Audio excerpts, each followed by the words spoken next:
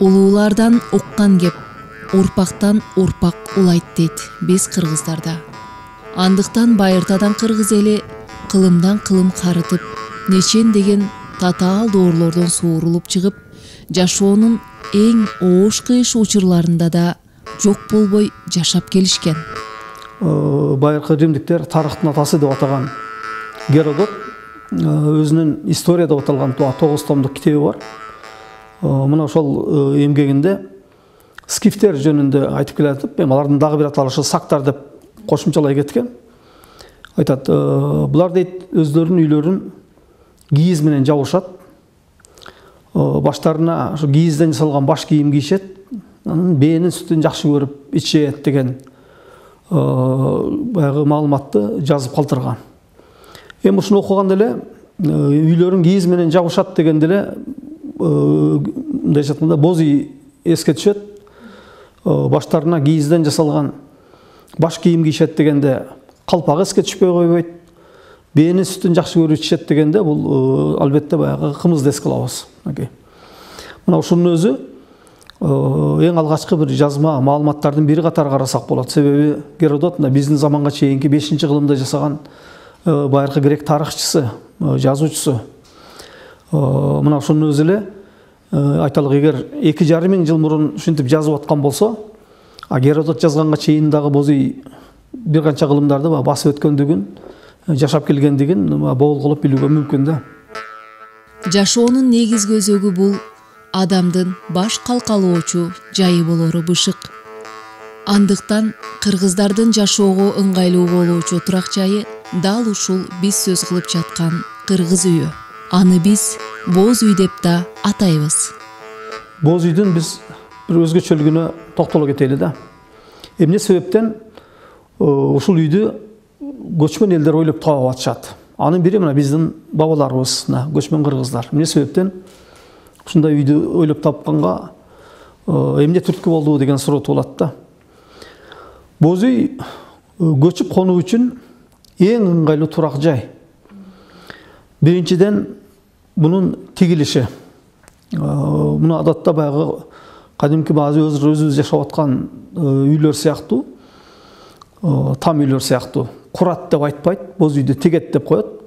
Ошонун өзү жаратылыш менен баягы шайкеш келгендигин бир көрсөтүп турган факты да. Себеби мисалы биздин тилибизде эч убакта баягы курат деп айтпагандан кийин эмнени тигет да, көчөттү тигет, гүлдү тигет дегендей, ошону айтса болот. Демек ошол сыяктуу жаратылыш менен абдан шайкеш келген турак жай. Кыргыздын үйүн ар бир эле адам жасай бербейт. Аны колу сулдуу, акылы тетик же болбосо атасынан өнөр катары үйрөнүп калган гана адам жасайт. Устачылык бул өнөрдүн чоң ата бабаларыбыздан келет, мындай айтканда. 5-6 атадан келаккан нерсе бул. Анан негизгиси ошол атаман калган кесип 30 жылга жакын убакыттан бери ушул боз үй менен келатабыз.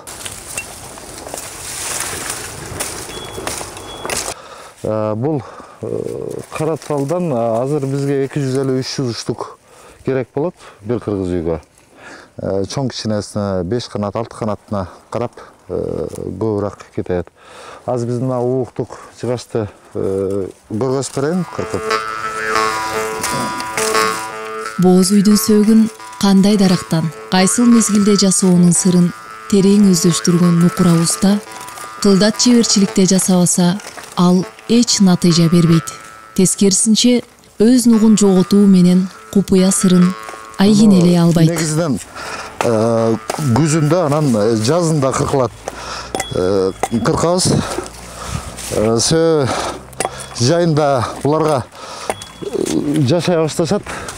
Өзөктөн суу жүрөт, ошол мезгилде алынган жыгачтар көбүнчө көбүрөөк жарылып калат.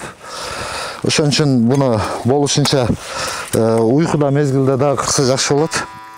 Боз үй эркектер кийген калпак менен энелердин элечеги сыңары кыргыздын кылым бою өзү менен кошо алып жүргөн ажырагыс энчиси десек да төгүн эместир. Бул боз үйдө негизи көчмөн элдердин бир орток табылгасы катары караганыбыз оң деп кошумчалай кеткибиз келет. Анан эми ар бир эл өзүнүн баягы эстетикалык табитине жараша улам өнүктүрүп, өстүрүп дегендей жасалгалап, жаңылыктарды кошуп келгендиги бул эми албетте мыйзам ченемдүү көрүнүш. Негизинен үй баягы бирдей эле жасалып кетет. Анан ошол уйкуга кирген мезгилде талды каалаганча өзүбүзгө жетиштүү материалды арчып даярдап кургатып ала беребиз да. Анан каалаган моментте парга салып, жумшартып жасап ала беребиз. Ошол айырмачылыктар ошондой да негизинен. Мурун жайлоолордо көбүрөөк отурулат эле да. Картушкунга жерге чейин, мындай мезгилге чейин отурган убакыт немелер болот эле, мезгилдер. Ошого булар бизде баягы кийиздердин жабууларынан бир аз айырмачылыктар болот. Сөөгү деп коебуз, баягы жыгач жагынан ошо бирдей эле негизинен. Кийиз жабуулар боюнча өзгөчөлүктөр болот эле да. Себеби туурдук түндүктүн этегинен 2 кабат жабылат эле, азыр эми 1 эле кабат менен кетет да. Туурдук, анан үзүк болуп жабылат эле. Азыр ошо үзүк деп коебуз, анан жанагындай керегени калап туруп эле кереге жабылат да. Негизинен ошондой эле болуп атат. Мурдагыдай эми кыштап, суукта көп неме кылышпай эле, жай мезгилинде гана колдонулуп атат. Кыргыз эли дайым аман болсун, ак жолтой, ак өргөдөн болсун, байбисилердин тилеги. О, калайык калк. Мана бүгүнкү күнү жаңы туюк жайлоосунда өрүш тандап, мана шу жерге келип түндүк көтөрүп жатабыз. Түндүгүбүз түптүү болсун, конушубуз өрүштүү болсун. Шу жерде неки жакшы тилектерибиз болсо бардыгы орундалсын, жакшылыкта бололу. Элибиз аман болсун, эл ичинде биз аман бололу. Амин. Аллаху экбер.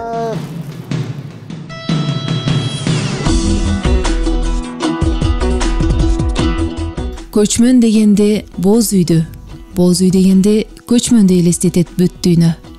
Тарыхый жазма булактарга ылайык биздин заманга чейинки 1000-жылдары боз үй Евразия аймагында Кудай үйү же жоокер үйү катары таанылыптыр.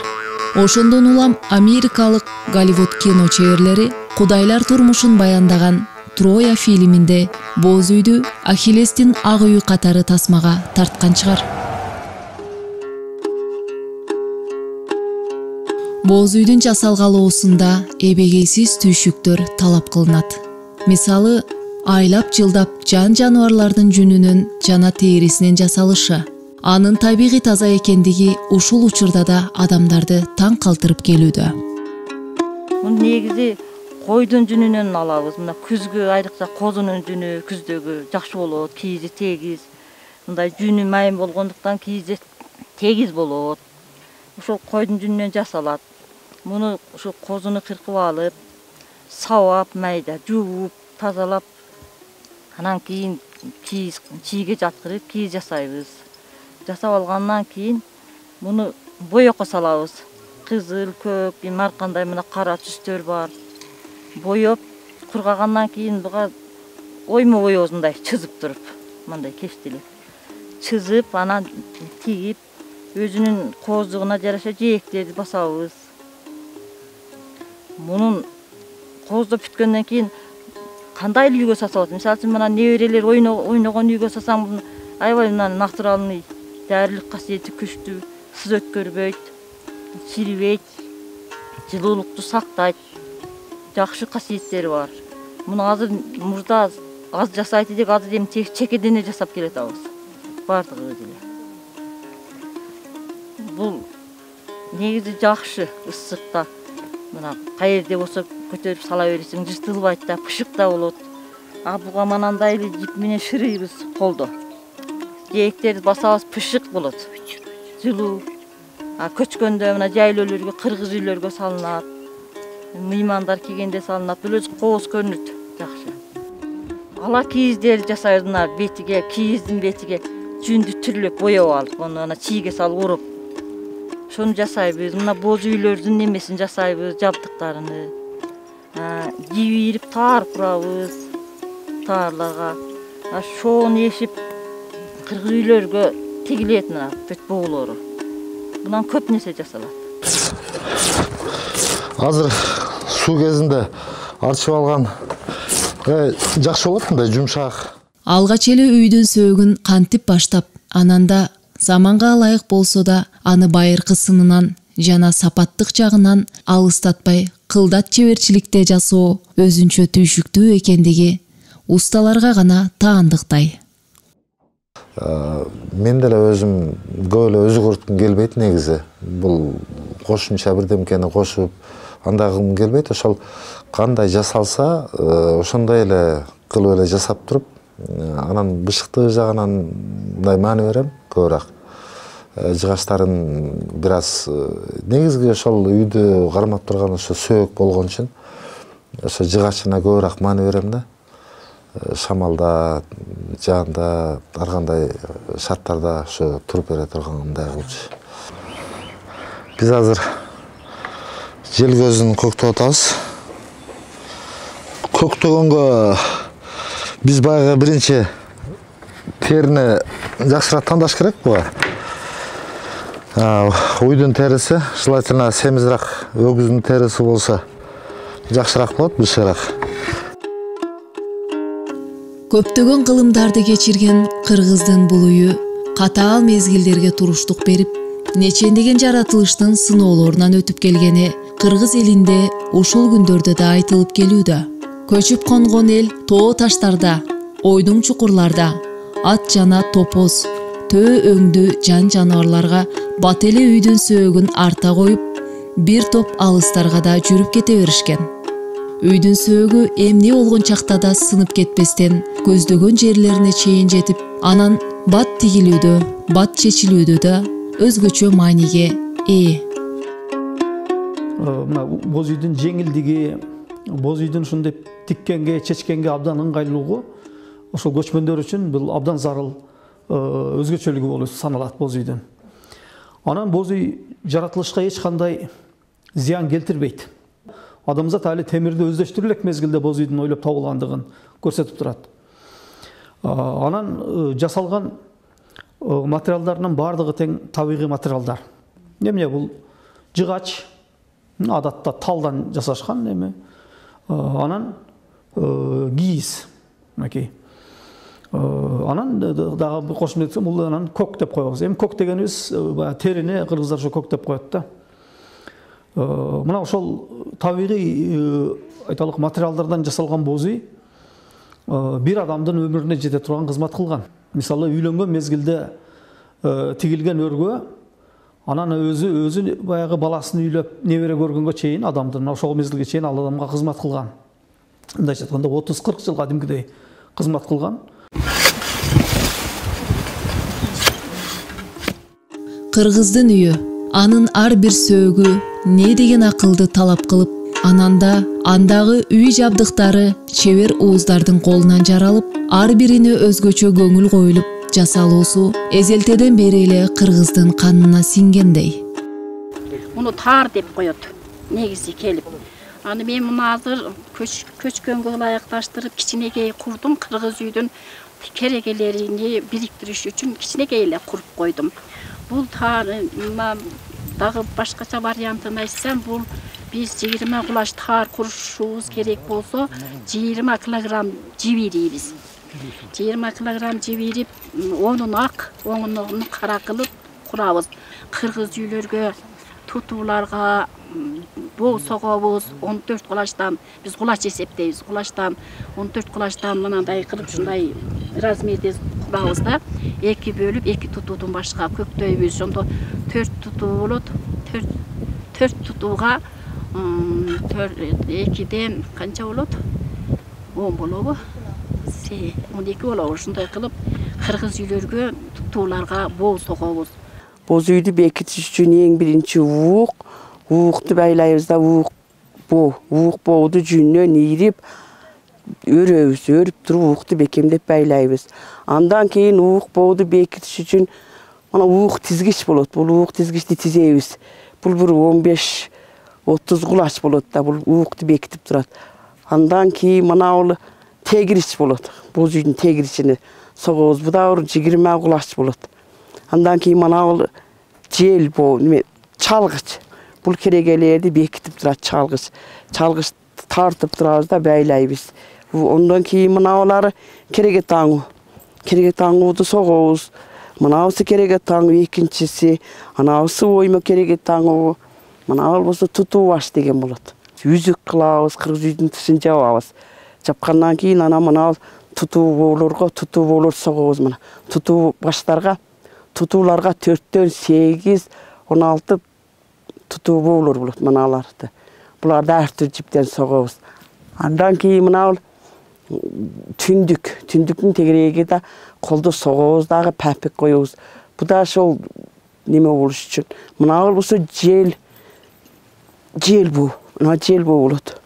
Бул жел буу түндүктү бекитип турат да.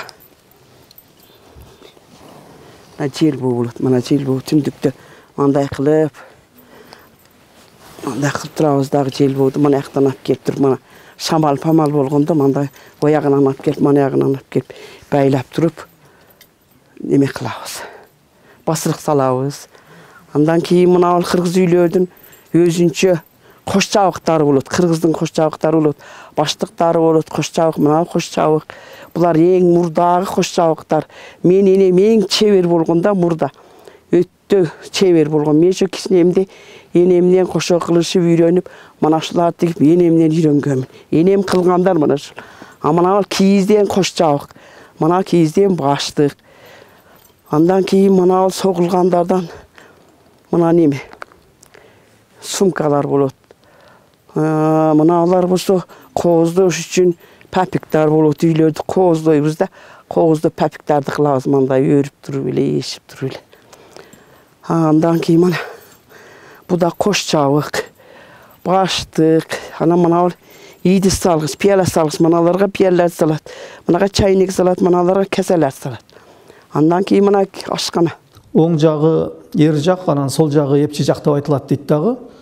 Ушул маалымат көп учурда биздин замандаштарыбызды, көбүнчө жаштарыбызды адаштырып коет да. Себеби боз үйгө кирип алып эле мына оң тарабында аялдардыкы болуп атпайбы деп эле ушул маселе боюнча мына ушул суроону көп беришет, мисалы биздин студенттерибиз. Анан бул жерде айта кетиш керек, ошол оң сол деген позиция мындайча айтканда ал аныктала турган нерсе анын төрү. Ал босогодон аныкталбайт, ал төрдөн туруп аныкталат да. Кыргыз көчмөн эл болгондуктан ар убак мезгилдин жана жер шартынын ыңгайына жараша көчүп конуп мал жандыктарын багууда да, ошондой эле сырттан кирчүү душмандардан сактанууда да бат-баттан жер которушуп жашап келишкен.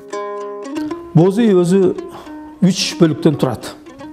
Айталык кереге, уук, анан түндүк деп коелу, мынакей. 3 бөлүктөн турат. Аны биздин бабаларыбыздын ушул дүйнөнү ошондой 3 бөлүктөн турат деп элестетүүсү менен дагы салыштырууга мүмкүн эле да. Мисалы мынтип айтышкан, адам дагы 3 немеден турат, 3 бөлүктөн турат. Адамдын башы, денеси жана буту депчи, мынакей. 3 бөлүктөн турат. Ал тургай мына асман, жер жана жер алды деп дагы мына 3 бөлүккө бөлүп карашкан. Анын бир эмесин үлгүсүн мына биздин фольклорубуздан эң архаикалык бир эпосторубуздун бири болгон Эртөштүк эпосу менен салыштырууга болот эле. Баягы Эртөштүк жер түбүнө саякат жасайт эмеспи? Ошон үчүн мына ушундай көз караштан улам боз үйдү кадимки адамдын денеси менен дагы бирдикте салыштырып карап атат.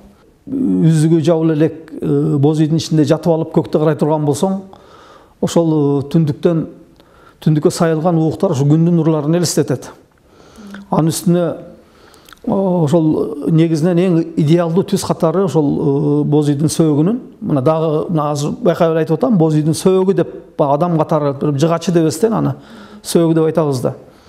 Ошол боз үйдүн сөөгүнүн кызыл түстө экендиги дагы баягы күндүн нурларын элестетип турат да. Андыктан ошол түндүктүн биздин мамлекеттик туубуздан орун алып калгандыгы кокусунан болгон жок. Ушунун баардыгы биздин бабалардын байыркы тарыхы менен, философиясы менен, дүйнө таануусу менен түздөн түз байланышты экендигин биз белгилей кетсек болот.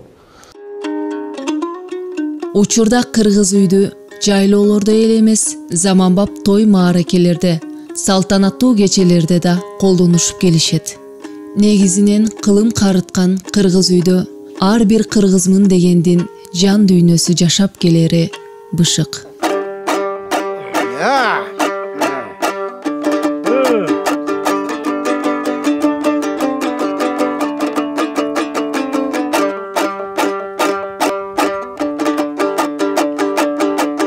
Açılgan günde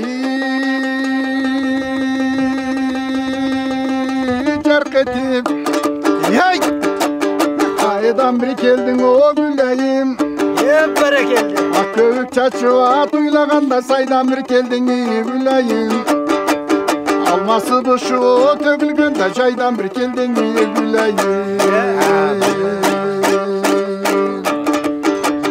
Elikte bolup putuna kurup bir geldin güleyim Erikip kuyulan altında uyup bir geldin güleyim Geçenin könüne özüme da vurup bir geldin